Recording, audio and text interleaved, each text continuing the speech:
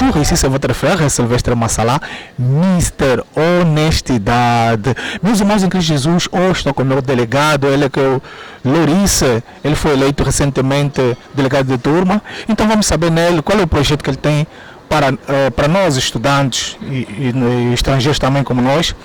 Vamos falar com o Lourice. Bonjour Lourice. Bonjour. Comment ça va? Bah, très bien, et toi? Ouais. Loris, tu peux représenter à la maison? Alors, moi je suis du coup Loris Dumont, je suis délégué de la licence chat, donc qui est une licence de sciences humaines appliquées, où on apprend de la philosophie, de l'histoire, de l'économie, mais aussi d'autres. Il y a aussi des options comme du sport ou de la communication, c'est très varié, très vaste. Oui, merci beaucoup. Loris, tu viens du lycée, qu'est-ce que tu as fait au lycée? Alors au lycée, moi j'ai fait un bac technologique, donc j'ai fait un bac STMG, donc qui est sciences technologiques, du management et de la gestion.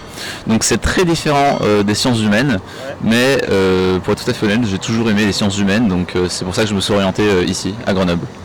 Et dites-moi, quel est le débouché des sciences humaines appliquées? Alors, les débouchés des sciences humaines, il y en a plusieurs. Après, il faut continuer en master, et qui plus est, après, si on est motivé sur un doctorat. Mais pour être tout à fait honnête, quand on fait une licence en sciences humaines appliquées, c'est qu'on veut devenir soit un universitaire, soit un économiste, un prof, travailler dans la politique, dans le journalisme. Il y a beaucoup de débouchés qui sont souvent littéraires, mais qui sont toujours très intéressantes. Au futur, tu vas faire quoi? Tu vas terminer les sciences humaines appliquées et après tu vas faire quoi? Alors moi aujourd'hui j'ai pas de plan défini, je me suis longtemps vu... Ah bon? Tu n'as pas de plan défini? Non, j'ai pas de plan défini. Ouais. Je me suis longtemps vu travailler pour le ministère des Affaires étrangères, ouais. Donc à Paris, et là l'année dernière j'étais candidat aux élections régionales ici à Annecy en Haute-Savoie, et j'ai lu un livre qui parlait de la préfecture. Et depuis, je me suis dit pourquoi ne pas travailler dans une préfecture, soit en tant que préfet, soit dans le corps préfectoral. C'est des métiers qui sont super intéressants et ça m'a toujours intéressé. Oui, je vais traduire à la maison parce que mon canal c'est Honnêteté, c'est un canal en portugais. Et en anglais on parle pas portugais, on parle pas français. Ouais. Et c'est pour ça que olha, não seulement meu colega Loris disse que ele está fazendo ciência humana aplicada, ainda não tem a escolha e pronto, e ele vai ver aqui à frente o que ele vai fazer, mas essa é a opção. Ok. Oui, tu disais que tu avais lu un livre qui parle de quoi? Des préfectures. C'était un livre d'un ancien préfet dont j'ai oublié le nom, c'est malheureux, qui était ancien préfet du coup au Puy-en-Velay, qui est donc la préfecture de la Haute-Loire, un département français, et qui pendant l'épisode des Gilets jaunes avait été incendié, et des dégradations qui avaient notamment été accentuées par la non-réaction de Laurent Wauquiez, qui est d'ailleurs toujours le président de la région Auvergne-Rhône-Alpes. Et tu peux expliquer à la maison, Gilets jaunes, ça veut dire quoi? Excuse-moi? Gilets jaunes, ça veut dire Gilets jaunes. Alors, les Gilets jaunes, c'est un mouvement de contestation sociale qui est apparu du coup sous le quinquennat d'Emmanuel Macron, alias le président des riches, je place ça là, et qui avait pour vocation en tout cas de demander une revalorisation des salaires, plus de services publics, et qui a duré vraiment un an. Ça a été très suivi pendant un an, et depuis maintenant, depuis le début de la pandémie, ça s'est arrêté, et c'est malheureux parce que il y a beaucoup de gens et de femmes, d'hommes et de femmes qui s'étaient beaucoup investis dedans, et aujourd'hui on n'entend plus parler, et ça, c'est vraiment dommage. Ok. Maurice, bon, tu viens du lycée, tu es déjà ici à l'université. Comment tu vois le cours de CM, de TD, parce que tu viens du lycée, oui, comment les profs enseignent, c'est pareil ou c'est un peu compliqué pour toi ou pour nous? Quelle est ton opinion? Alors, moi, je viens encore une fois d'un lycée technologique. Et c'est très différent en France. Il y a trois types de bac. Il y a le bac professionnel, il y a le bac technologique, et enfin, il y a le bac général, qui est considéré, c'est malheureux, mais c'est comme ça, qui est considéré comme le meilleur des bacs. Donc, moi, j'étais dans le bac technologique, qui est un bac un peu plus spécialisé, et qui est souvent un peu considéré comme un bac, le mauvais bac, en fait. Mauvais bac? Le mauvais bac. Et donc, Ça veut dire quoi, mauvais bac? Le mauvais bac, pour moi, c'est un bac qui subit une mauvaise presse constamment. On dit voilà, ce que tu apprends c'est pas intéressant, ce que tu fais c'est pas intéressant, ça sert à rien, tu n'auras pas de débouché après. Et d'autres personnes qui n'y sont pas allées malheureusement. Et c'est un discours qui est entretenu par des personnes plus ou moins bienveillantes, et donc c'est souvent problématique. Et donc pour moi l'arrivée en tout cas à la fac ça a été un peu un choc quand même. C'est vrai que un peu un choc, mais oui, parce que passer de 30, d'une trentaine d'élèves dans une classe à plus de 120 dans un amphi, bon, c'est déjà pareil pour les autres lycées. Il y en a des TD. Mais on a aussi des TD qui sont. C'est un peu du genre de la classe. C'est même encore plus petit que la classe dans laquelle j'étais l'année dernière. Et donc c'est des plus petits groupes. Mais là pour le coup c'était plus familier. J'aime mieux. Après ça reste quand même toujours comment dire. Ça reste quand même très particulier, hein. C'est très différent, on n'apprend pas la même chose, on n'apprend pas de la même manière, c'est beaucoup de travaux de groupe, chose qu'on n'avait pas forcément l'année dernière, donc ça change, donc c'est un choc, un choc. Tu as été élu délégué plus ou moins un mois, quelle est la réclamation que vous avez eue de notre collègue par rapport comme les profs donnent le cours, ou par rapport à la difficulté qu'on trouve notre collègue? Alors, on a fait un questionnaire avec l'autre délégué. Et ce qui est ressorti de ce questionnaire, c'était déjà premièrement que la licence plaisait aux gens. Donc ça, c'est une première étape qu'on a réussi à franchir, qui est déjà une très bonne étape. Ensuite, c'est compliqué parce que certains cours, on va dire, sont plus difficiles à suivre que d'autres. Parce que les professeurs ont une façon de parler, ont une façon de faire leur cours qui leur est propre, mais qui est plus ou moins compliqué, qui est plus ou moins difficile à suivre. Et donc certaines personnes demandaient à ce qu'on puisse qu'on puisse changer les choses. Et aujourd'hui, on va demander aux professeurs comment est-ce qu'on peut faire pour améliorer, pour que tout le monde comprenne bien, que tout le monde passe une très bonne année. Tu as déjà parlé avec une collègue qui a posé une difficulté pour vous amener en notre direction? Oui, alors j'ai déjà parlé avec des camarades, j'ai déjà parlé avec des camarades qui disaient très clairement, c'était souvent d'ailleurs, on va y revenir, mais c'était souvent quand même des camarades qui n'étaient pas français à la base. Et qui... Comme moi. Non mais, en tout cas ils ne parlent pas français, c'est pas leur langue maternelle, et donc du coup ils ont beaucoup de mal à suivre les cours, parce que c'est vrai qu'il y a un débit, un flux quand même constant de connaissances, de paroles, et pour déjà moi en tant que français de souche qui parle français, j'ai déjà du mal à extirper tout ça, alors je me dis mais franchement pour quelqu'un qui parle portugais, pour quelqu'un qui parle chinois, c'est très compliqué. Mais quel conseil tu peux donner à ces... le collègue qui a la difficulté, quel conseil que tu peux donner? Le conseil, c'est un conseil un peu générique hein, quand même, mais c'est ne pas abandonner. Parce que ne pas arrêter, ne pas se dire c'est trop compliqué, j'arrête, je ferai ça plus tard. Il faut toujours s'accrocher, parce qu'à partir du moment où on décroche, c'est la fin. Quelle est l'aide que tu portes de ce collègue qui réclame, qui ont la difficulté, quelle aide que tu portes? Aujourd'hui, justement, j'ai eu cette conversation hier avec un camarade qui m'a demandé de lui envoyer mon cours, en tout cas de ce que j'avais compris, et donc je vais le faire. J'ai malheureusement pas encore eu le temps de le faire, mais je vais le faire cet après-midi. Moi je te trouve très gentil, donc tu fais dans notre groupe WhatsApp, tu envoies des choses, continue à envoyer les choses, parce que pour moi aussi c'est pas facile. Parce que moi j'ai des bruits en français aussi, mais je ne parle pas très bien, mais je fais un effort. Tu parles bien en tout cas. Je parle bien? Tu parles bien. Oh merci beaucoup. Moi je vois que je ne parle pas bien. Parce que l'année dernière j'avais validé mon niveau de langue B2. Ouais. Et cette année j'ai postulé à Saint-Simon appliqué. Bon, je compte avec vous pour m'aider. Parce que bon, je trouve un peu difficile. Oui. Mais je suis là, j'ai la volonté. Tu as la volonté. Ah ouais, c'est ça. Oui. Ouais. L'année qui va venir, tu vas être aussi mettre ta candidature pour être notre délégué aussi? L'année prochaine, tu veux dire? Oui. Oui, alors ça dépendra fortement des résultats. J'espère en tout cas... Des résultats de quoi? Des résultats. J'espère pouvoir réussir mes licences parce que c'est quand même vraiment pas forcément simple pour moi non plus. Hein. J'ai quelques difficultés, quelques lacunes. Et donc du coup, si je réussis ma licence, bien évidemment je reste ici et du coup je me représenterai ma candidature pour vous représenter à nouveau. Et malheureusement, si je ne la réussis pas, je m'orienterai vers un autre cursus qui sera un cursus de communication.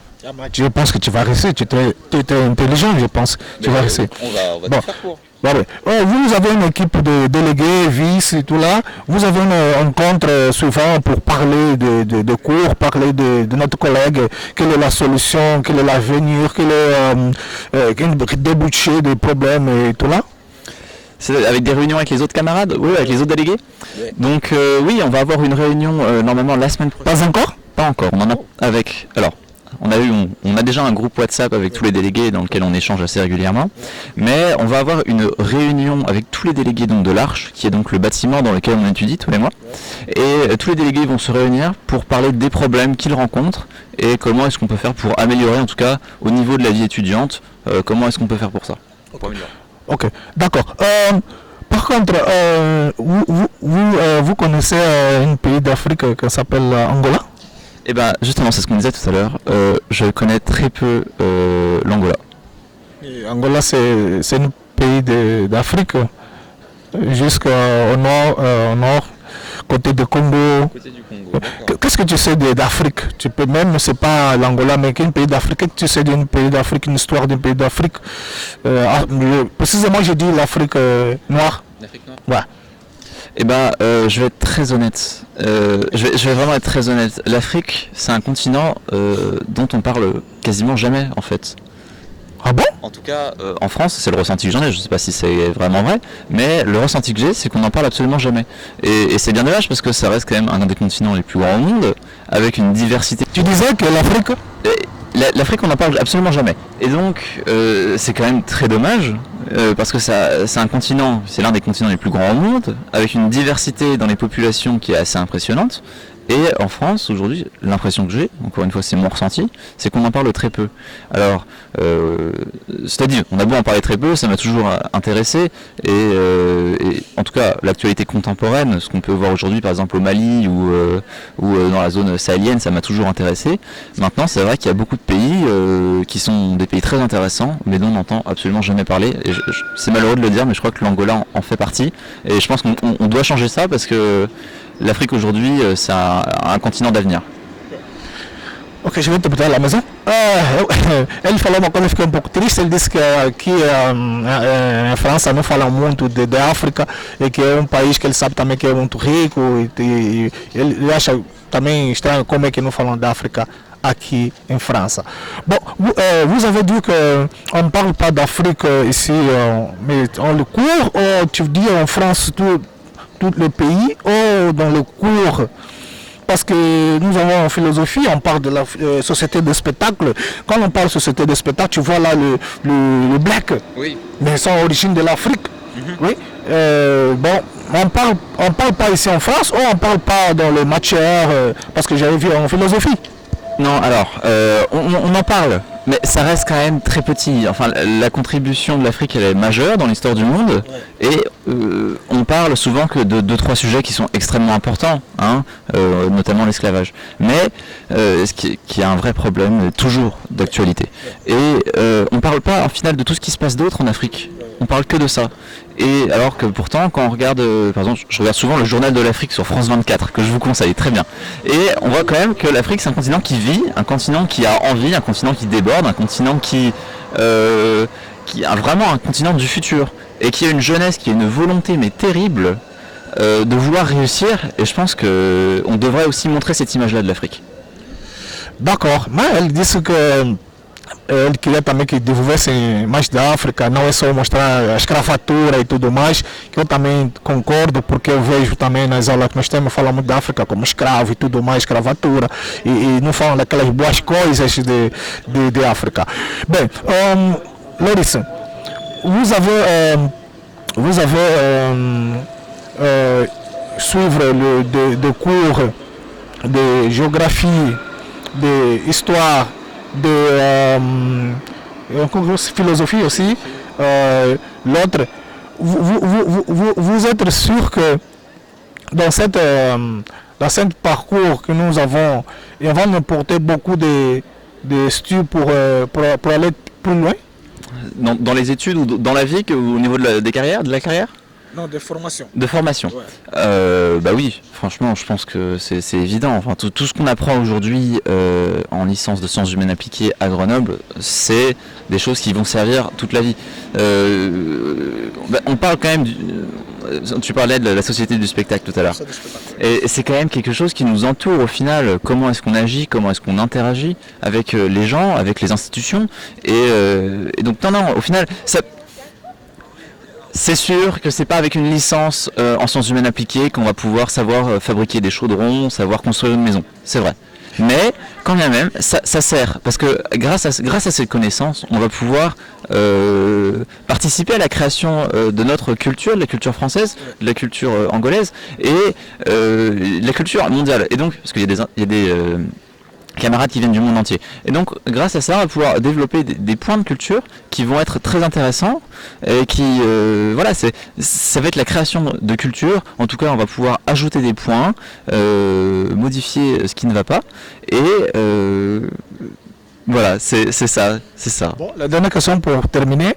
Quel est le regard que tu as des étrangers qui sont ici, des immigrants qui étudient avec vous pendant son évolution, même que tu étais en lycée, jusqu'à maintenant à l'université, je passe 3 mois. Quel est le regard que tu vois dans les migrants qui sont ici, qui étudient avec vous? Alors déjà, moi je trouve qu'ils ont quand même beaucoup de courage. Parce que venir dans un pays étranger, d'autant plus quand on ne parle pas la langue, et certains d'ailleurs ne font pas partie des classes les plus riches de leur pays, et donc ça revient vraiment à un coût extrêmement élevé. Et donc je trouve vraiment qu'ils ont beaucoup de courage, parce que se lancer dans cette aventure, c'est vraiment compliqué. Et donc ouais, vraiment, n'hésitez pas à venir, hein, d'ailleurs c'était très bien, mais il faut s'accrocher parce que c'est compliqué. Mais en attendant, je pense que peut y avoir de belles réussites à la fin, et il faut toujours viser la réussite. Bom, ele perguntei como é que ele está vendo os estrangeiros que estão aqui a estudar. Ele disse que não, ele tem muita coragem, eles têm para terem muita força de vontade e eu acho que eles vão sair bem no futuro, vão conseguir com a força et vontade. Ok. Maurice, tu peux ajouter une chose que je n'ai pas questionné pour terminer notre interview? Eh ben écoute, en tout cas j'étais très heureux de te rencontrer. Merci. Voilà, ça c'était très heureux d'en apprendre un peu plus sur toi. Oh, c'est ça? C'est ça. Je sais pas quoi dire d'autre. Tu voulais saluer ta famille à la maison et tout là parce que c'est YouTube et on va voir. Bah écoutez, papa, maman, merci à vous de m'avoir fait, je vous remercie.